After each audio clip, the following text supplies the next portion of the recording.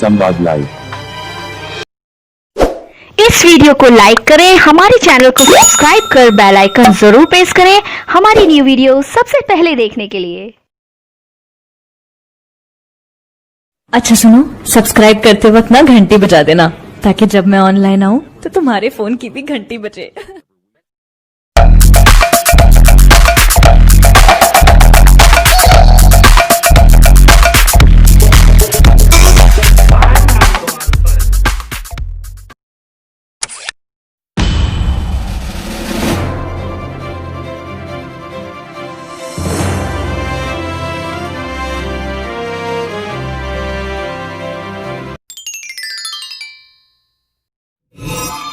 प्रिय विद्यार्थियों, नमस्ते।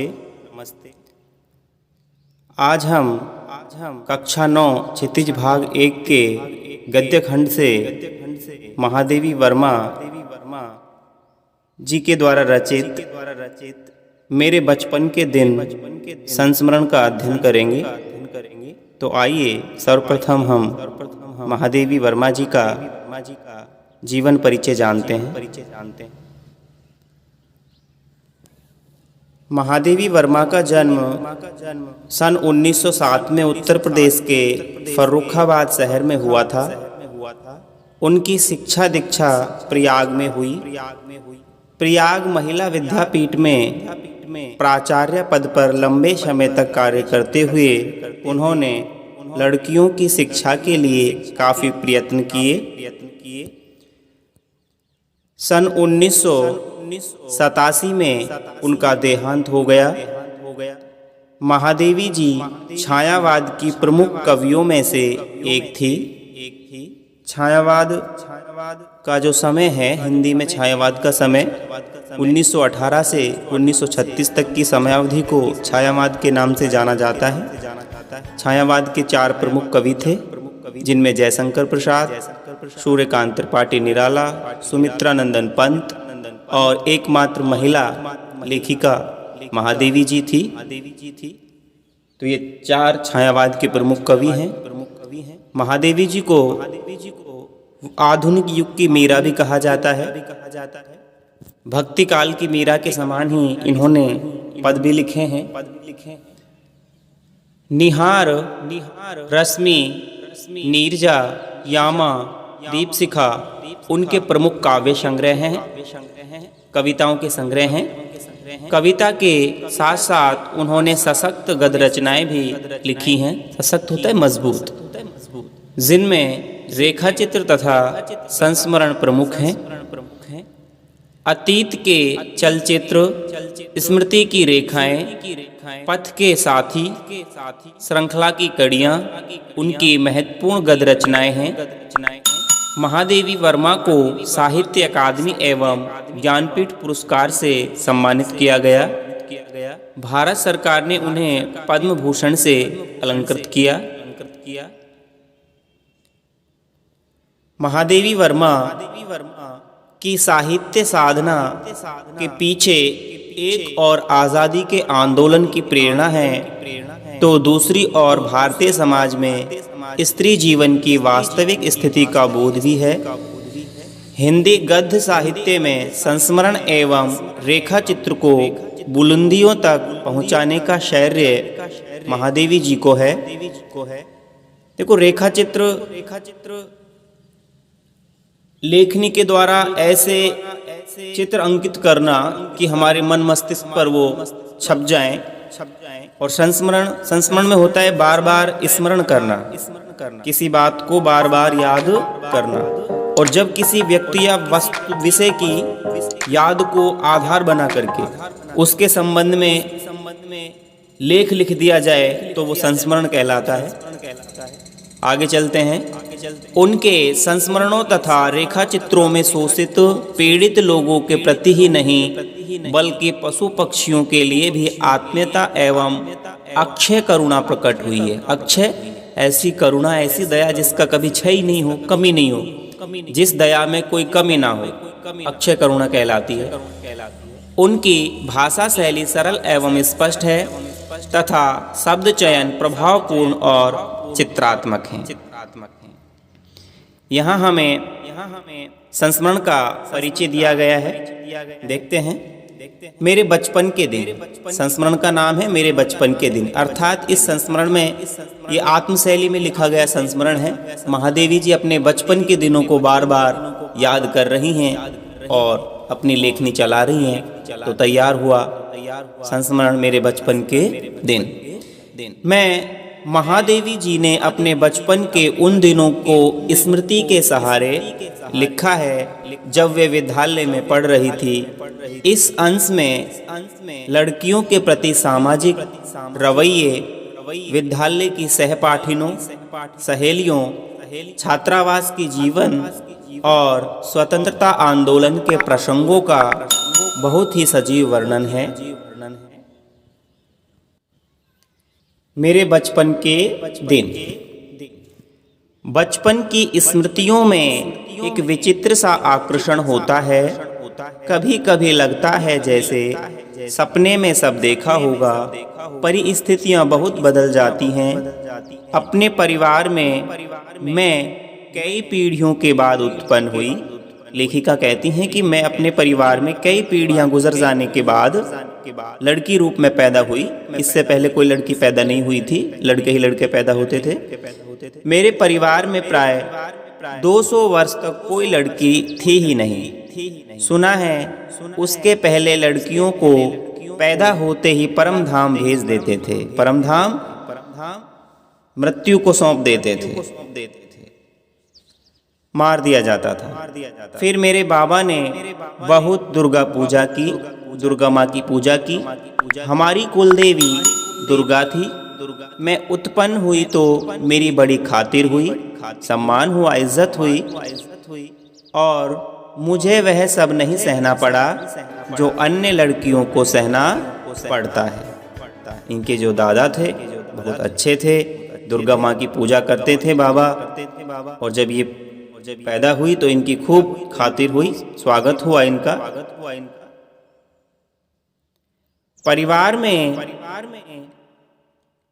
में बाबा फारसी और उर्दू जानते थे। बाबा फारसी और उर्दू भाषा के जानकार थे। पिता ने अंग्रेजी पढ़ी थी। हिंदी का कोई वातावरण नहीं था। मेरी माता जबलपुर से आई, तब वे अपने साथ हिंदी लाई।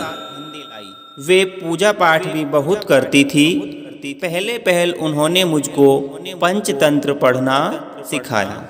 विष्णुगुप्त की कहानियों का संग्रह है पंचतंत्र। बाबा कहते थे इसको हम विदुषी बनाएंगे। मेरे संबंध में उनका विचार बहुत ऊंचा रहा, इसलिए पंचतंत्र भी पढ़ा मैंने, संस्कृत भी पढ़ी। ये अवश्य चाहते थे कि मैं उर्दू फारसी सीख लूं, लेकिन वह मेरे बस की नहीं थी। उर्दू और फारसी सीखना लेखिका अपने बस की बात नहीं मानती है। मैंने जब एक दिन मौलवी साहब को देखा तो बस दूसरे दिन में चारपाई के नीचे जा छिपी। मौलवी साहब जब आए उर्दू और फारसी सिखाने तो लेखिका छिप करके दूसरे दिन मैं चारपाई के नीचे जा छिपी। तब पंडित जी आए संस्कृत पढ़ाने। माँ थोड़ी संस्कृत जानती थी। गीता में उन्हें विशेष रुचि थी। श्रीमद् भागवत गीता जो है उसमें उनको रुचि थी। पूजा पाठ के समय मैं भी बैठ जाती थी और संस्कृत सुनती थी।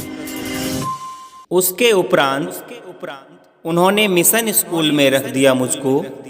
मिशन स्कूल में वातावरण दूसरा था, प्रार्थना दूसरी थी। मेरा मन नहीं लगा, वहाँ जाना बंद कर दिया। जाने में रोने धोने लगी। तब उन्होंने मुझको क्रॉस्थवेट गर्ल्स कॉलेज में भेजा, जहाँ मैं 5वें दर्जे में अर्थात 5वीं कक्षा में भर्ती हुई, प्रवेश मिला। यहाँ का वातावरण बहुत अच्छा था। उस समय हिंदू लड़कियाँ भी थी, ईसाई लड़कियाँ भी थी। हम लोगों का एक ही मेस था। मेस होता है भोजन खाने की जो टेबल होती है, भोजन करने की टेबल को मेस बोला जाता है। उस मेस में प्याज तक नहीं बनता था, अर्थात जो उत्तेजक पदार्थ हैं, उत्तेजना पैदा करने वाले लहसुन प्याज भी काम में नहीं ली जाती थी। लहसुन प्याज खाने से क्या है, उत्तेजना पैदा होती है, लोग क्रोध उत्पन्न हो जाता है, इसलिए यहाँ प्याज का जिक्र आया है। वहाँ छात्रावास के हर एक कमरे में हम 4 छात्राएं रहती थी। उनमें पहली ही साथिन सुभद्रा कुमारी मिली, अर्थात सुभद्रा कुमारी चौहान जो लेखिका हैं, बहुत अच्छी लेखिका हैं, वो इनको साथिन के रूप में मिली हैं। 7वें दर्जे में वे मुझसे 2 साल सीनियर थी। वो 7वीं क्लास में थी, 7वीं कक्षा में थी, 2 साल सीनियर थी। वे कविता लिखती थी और मैं भी बचपन से तुक मिलाती आई थी। बचपन में माँ लिखती थी, पद भी गाती थी। लेखिका की जो माँ है वो लेखन कार्य भी करती थी और पद भी गाती थी। मीरा के पद विशेष रूप से गाती थी। सवेरे जागिए कृपा निधान पंछी बन बोले, यही सुना जाता था। सवेरे प्रभाती रूप में प्रभाती गाती थी। सुबह के समय जो गान गाया जाता है उसे प्रभाती कहते हैं। तो जागिए कृपा निधान पंछी बन बोले, हे कृपा निधान जागिए, वन में पक्षी बोल गए हैं, ये प्रभाती वो गाती थी। शाम को मीरा का कोई पद गाती थी और शाम के समय मीरा का पद गाती थी, मीरा के भजन गाती थी। सुनकर मैंने भी ब्रज भाषा में लिखना आरंभ किया। यहाँ आकर देखा कि सुभद्रा कुमारी जी खड़ी बोली में लिखती थी। सुभद्रा कुमारी जी खड़ी बोली में लिखती हैं, लेखिका हैं। मैं भी वैसा ही लिखने लगी, लेकिन सुभद्रा जी बड़ी थी, प्रतिष्ठित हो चुकी थी, सम्मान उनको मिल चुका था। उनसे छिपा छिपा कर लिखती थी मैं। एक दिन उन्होंने कहा, महादेवी तुम कविता लिखती हो? तो मैंने डर के मारे कहा नहीं। अंत में उन्होंने मेरी डेस्क की किताबों की तलाशी ली और बहुत सा निकल पड़ा उसमें से, अर्थात बहुत सी जो लेख हैं वो निकल पड़े। तब जैसे ही किसी अपराध को पकड़ते हैं, ऐसे उन्होंने एक हाथ में कागज लिए और एक हाथ से मुझको पकड़ा और पूरे हॉस्टल में दिखा आई कि ये कविता लिखती हैं। फिर हम दोनों की मित्रता हो गई। क्रॉसवेट में एक पेड़ की डाल नीची थी, उस डाल पर हम लोग बैठ जाते थे। जब और लड़कियां खेलती थी तब हम लोग तुक मिलाते थे। जब और लड़कियां खेलती थी तब हम लोग तुक मिलाते थे, अर्थात कविताएं गढ़ते थे। उस समय एक पत्रिका निकलती थी, स्त्री दर्पण। उसी में भेज देते थे कविताओं को छापने के लिए। अपनी तुकबंदी छप भी जाती थी। फिर यहाँ कवि सम्मेलन होने लगे तो हम लोग भी उनमें जाने लगे। हिंदी का उस समय प्रचार प्रसार था। मैं सन 1917 में यहाँ आई थी। उसके उपरांत गांधी जी का सत्याग्रह आरंभ हो गया और आनंद भवन स्वतंत्रता के संघर्ष का केंद्र हो गया। आनंद भवन इलाहाबाद में स्थित था। तो यहाँ स्वतंत्रता का संघर्ष का केंद्र कौन हो गया? आनंद भवन। जहाँ तहाँ हिंदी का भी प्रचार चलता था, कवि सम्मेलन होते थे। तो क्रॉसवेट से मैडम हमको साथ लेकर जाती थी। हम कविता सुनाते थे। कभी हरिओध जी अध्यक्ष होते थे, कभी श्रीधर पाठक होते थे। अयोध्या सिंह उपाध्याय हरिओध जी अध्यक्ष होते थे, कभी श्रीधर पाठक जी होते थे, तो कभी रत्नाकर जी होते थे। कभी कोई होता था, कभी कोई होता था। कब हमारा नाम पुकारा जाए बेचैनी से सुनते रहते थे। मुझको प्राय प्रथम पुरस्कार मिलता था। 100 से कम पदक नहीं मिले होंगे उसमें, अर्थात 100 के आसपास लेखिका को पुरस्कार मिले हैं। एक बार की घटना याद आती है कि एक कविता पर मुझे चांदी का एक कटोरा मिला।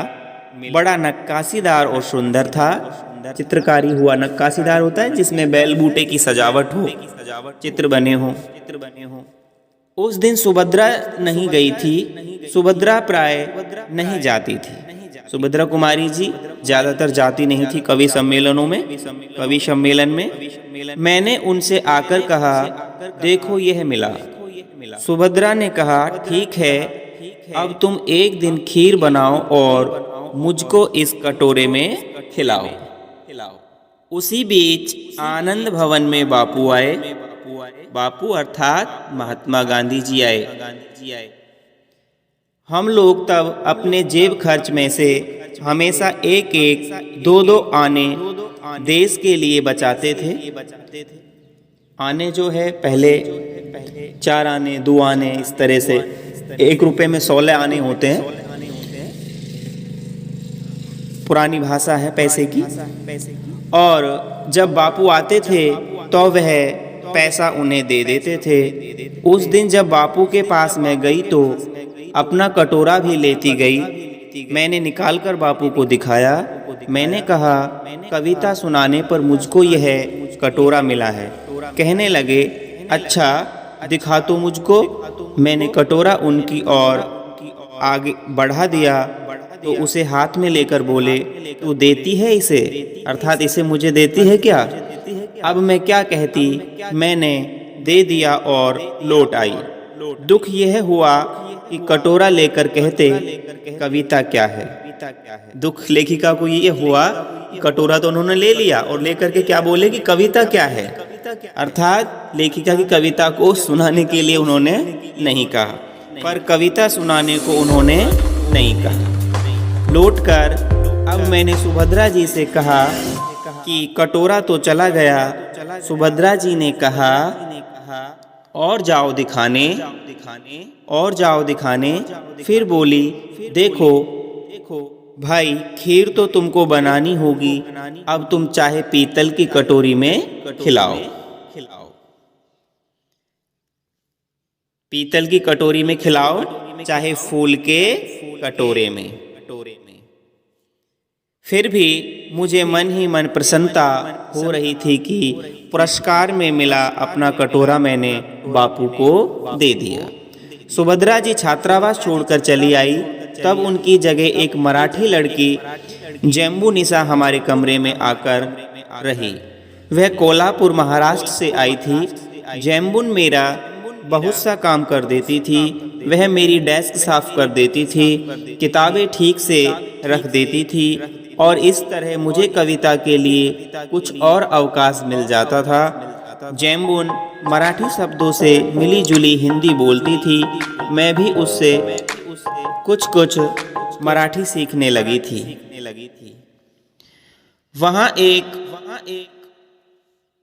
वहाँ एक उस्तानी जी थी, जीनत बेगम। उस्ताद होता है गुरु, उस्तानी होती है गुरु माता, जीनत बेगम। जम्बून जब इकड़े तिकड़े या लोकर लोकर जैसे मराठी शब्दों को मिलाकर कुछ कहती तो उस्तानी जी से टोके बिना न रहा जाता था। वह देसी कोवा मराठी बोली। जम्बून कहती थी, नहीं उस्तानी जी, ये मराठी कोवा मराठी बोलता है। जम्बून मराठी महिलाओं की तरह किनारीदार साड़ी और वैसा ही ब्लाउज पहनती थी। किनारीदार जिसकी किनारी पर क्या है, सजावट की गई हो, तो वैसा ही ब्लाउज पहनती थी। कहती थी, हम मराठी हूं तो मराठी बोलेंगे। उस समय यह देखा मैंने कि सांप्रदायिकता नहीं थी। सांप्रदायिकता होता है धर्म विशेष पर, अर्थात संप्रदाय के नाम पर जो भेदभाव है वो सांप्रदायिकता कहलाता है। तो उस समय धर्म के नाम पर किसी भी संप्रदाय के धर्म या संप्रदाय के नाम पर कोई भेदभाव नहीं था। जो अवध की लड़कियां थी वे आपस में अवधी बोलती थी। बुंदेलखंड की आती थी, वे बुंदेली में बोलती थी। कोई अंतर नहीं आता था और हम पढ़ते हिंदी थे। उर्दू भी हमको पढ़ाई जाती थी, परंतु आपस में हम अपनी भाषा में ही बोलती थी। ये बहुत बड़ी बात थी। हम एक मेस में खाते थे, अर्थात एक ही टेबल पर खाना खाते थे, एक प्रार्थना में खड़े होते थे, कोई विवाद नहीं होता था। मैं जब विद्यापीठ आई तब तक मेरे बचपन का वही क्रम चला जो आज तक चलता आ रहा है। कभी कभी बचपन के संस्कार ऐसे होते हैं, संस्कार होता है परिवार में हमें जो श्रेष्ठ विचार मिलते हैं उन्हें संस्कार कहा जाता है, अच्छे विचारों को, है ना। तो कभी कभी बचपन के संस्कार ऐसे होते हैं कि हम बड़े हो जाते हैं तब तक चलते रहते हैं। बचपन का एक और भी संस्कार था कि हम जहाँ रहते थे वहाँ जवारा के नवाब रहते थे। उनकी नवाबी छिन गई थी, वे बेचारे एक बंगले में रहते थे। उसी कंपाउंड में हम लोग रहते थे। बेगम साहिबा कहती थी हमको ताई कहो, हम लोग उनको ताई साहिबा कहते थे। उनके बच्चे हमारी माँ को चची जान कहते थे। हमारे जन्मदिन वहाँ मनाए जाते थे, उनके जन्मदिन हमारे यहाँ मनाए जाते थे। उनका एक लड़का था, उसको राखी बांधने के लिए वे कहती थी बहनों को राखी बांधनी चाहिए। राखी के दिन सवेरे से उसको पानी भी नहीं देती थी। कहती थी राखी के दिन बहनें राखी बांध जाएं, तब तक भाई को निराहार रहना चाहिए। निराहार बिना आहार के, बिना भोजन की। बार बार कहलाती कि भाई भूखा बैठा है राखी बंधवाने के लिए। फिर हम लोग जाते थे, हमको लहरिये या कुछ मिलते थे, लहरिये की साड़ी या कुछ इस तरह के भेंट मिलती थी। इसी तरह मुहर्रम में हरे कपड़े उनके बनते थे तो हमारे भी बनते थे। फिर एक हमारा छोटा भाई हुआ, वहाँ तो ताई साहिबा ने पिताजी से कहा देवर साहब से कहो वो मेरा नेग ठीक करके रखें। अर्थात जब लेखिका का भाई हुआ तो इन ताई साहिबा ने पिताजी से कहा कि देवर साहब से कहो वो मेरा नेग, मेरी जो भेंट है वो मुझे दें। सामाजिक जो रीति रिवाज है, पुत्र जन्म हुआ है इसीलिए बहन को, भुआओं को नेग दिया जाता है, वस्त्र आदि दिए जाते हैं। मैं शाम को आऊंगी, वे कपड़े वपड़े लेकर आई। हमारी माँ को वह दुल्हन कहती थी, हमारी माँ को वह दुल्हन कहती थी। कहने लगी दुल्हन जिनके ताई चाची नहीं होती है वो अपनी माँ के कपड़े पहनते हैं, नहीं तो 6 महीने तक चाची ताई पहनाती है। मैं इस बच्चे के लिए कपड़े लाई हूँ, ये बड़ा सुंदर है। मैं अपनी तरफ से इसका नाम मनमोहन रखती हूँ। तो लेखिका के भाई का नाम मनमोहन किसने रखा? ताई जी ने रखा। वही प्रोफेसर मनमोहन वर्मा आगे चलकर जम्मू यूनिवर्सिटी के वाइस चांसलर रहे। हाँ, वही प्रोफेसर मनमोहन वर्मा आगे चलकर जम्मू यूनिवर्सिटी के वाइस चांसलर रहे। वाइस चांसलर होता है उपकुलपति। गोरखपुर यूनिवर्सिटी के भी रहे। कहने का तात्पर्य यह है कि मेरे छोटे भाई का नाम वही चला जो ताई साहिबा ने दिया। उनके यहाँ भी हिंदी चलती थी, उर्दू भी चलती थी। यूँ अपने घर में वे अवधी बोलते थे। वातावरण ऐसा था उस समय कि हम लोग बहुत निकट थे। आज की स्थिति देखकर लगता है जैसे वह सपना ही था। आज वह सपना खो गया। शायद वह सपना सत्य हो जाता तो भारत की कथा कुछ और होती। अर्थात उस समय किसी भी तरह का सांप्रदाय विशेष का कोई भेदभाव नहीं था। बहुत अच्छी मिलनसारी थी, एक दूसरे के सुख दुख में लोग साथ देते थे। तो लेखिका कल्पना कर कर जता रही हैं कि शायद वो सपना सत्य हो जाता तो भारत की जो आज की कथा है वो कुछ और होती। इस तरह का वैमनस्य, भेदभाव नहीं होता। यहाँ ये जो अपना संस्मरण है पूर्ण होता है। प्रश्न अभ्यास है, आइए प्रश्न करते हैं। पहला प्रश्न है, मैं उत्पन्न हुई तो मेरी खातिर हुई और मुझे वह सब नहीं सहना पड़ा जो अन्य लड़कियों को सहना पड़ता है। इस कथन के आलोक में आप यह पता लगाएं कि उस समय लड़कियों की दशा कैसी थी। देखो, उस समय अर्थात 1900 ईस्वी के आसपास की बात हो रही है।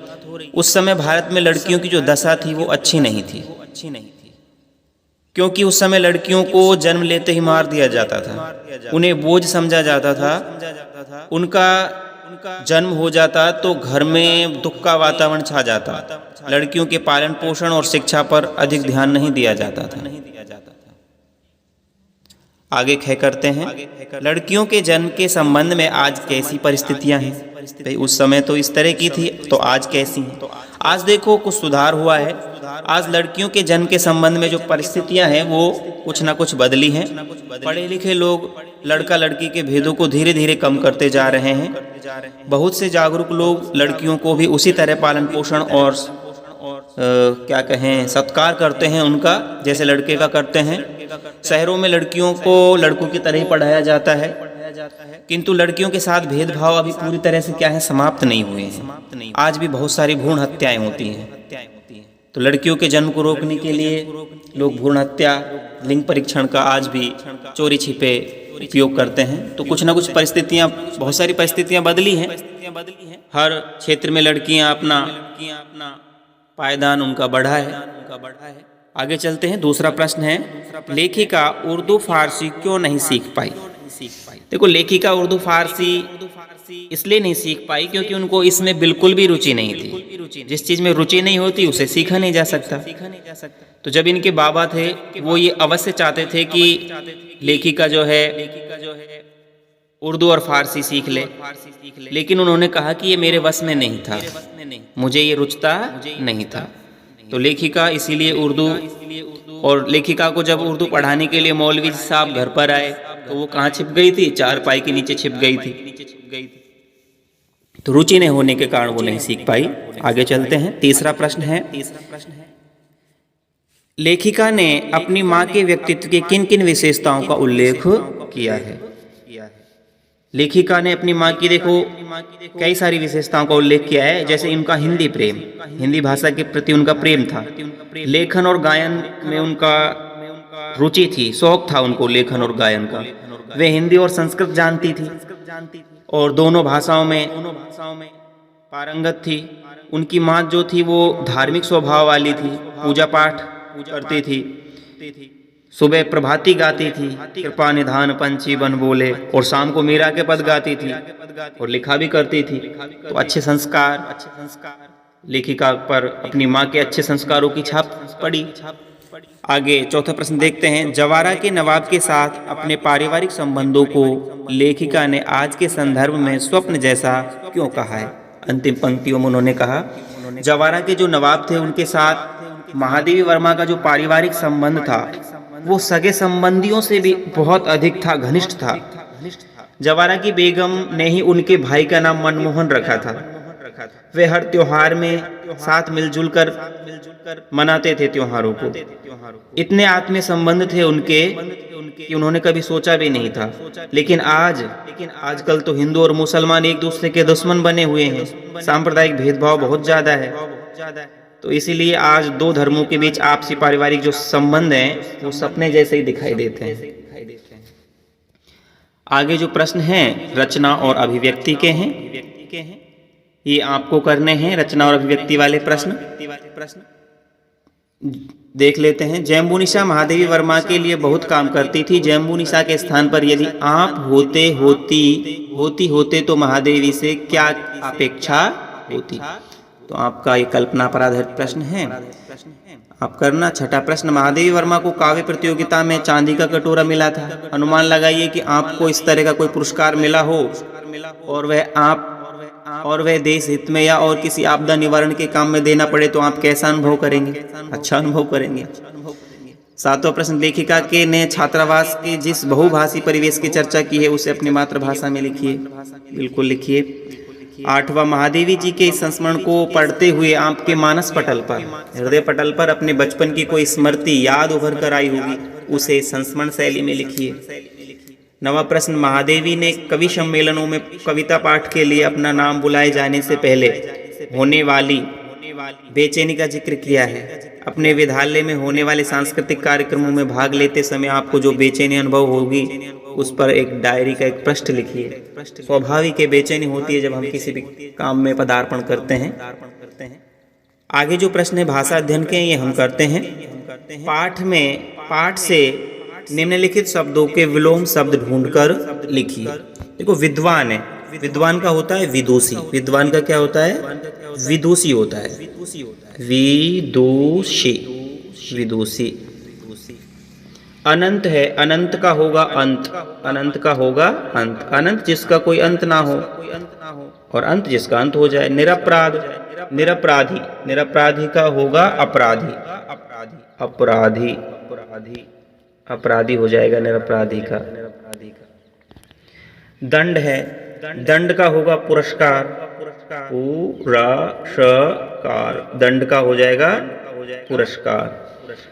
और शांति है, शांति का हो जाएगा अशांति या बेचैनी, शांति का हो जाएगा अशांति या बेचैनी, जिसमें शांति नहीं होती है, बेचैनी। आगे चलते हैं, अगला प्रश्न देखते हैं।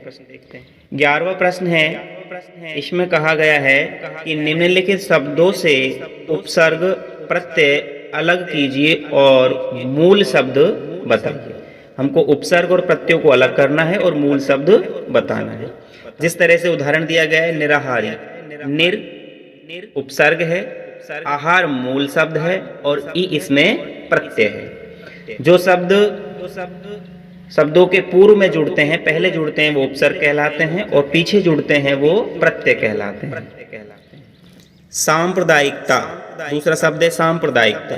यहाँ देखो, संप्रदाय मूल शब्द है। मूल शब्द क्या है? संप्रदाय, जिसमें इक और ता प्रत्यय लगे हुए हैं। इक और ता प्रत्यय लगे हुए हैं और सम और प्रय हम उपसर्ग भी होते हैं। सम और प्रय, सम और प्रय ये उपसर्ग भी है। यहाँ पर संप्रदाय शब्द बना हुआ है इनसे। एक प्रत्यय है, सांप्रदायिक एक प्रत्यय है और ता प्रत्यय है। तो सम और प्रय तो हो गए उपसर्ग, एक और ता हो गए प्रत्यय और मूल शब्द हो गया संप्रदाय। क्या हो गया? संप्रदाय। आगे देखते हैं।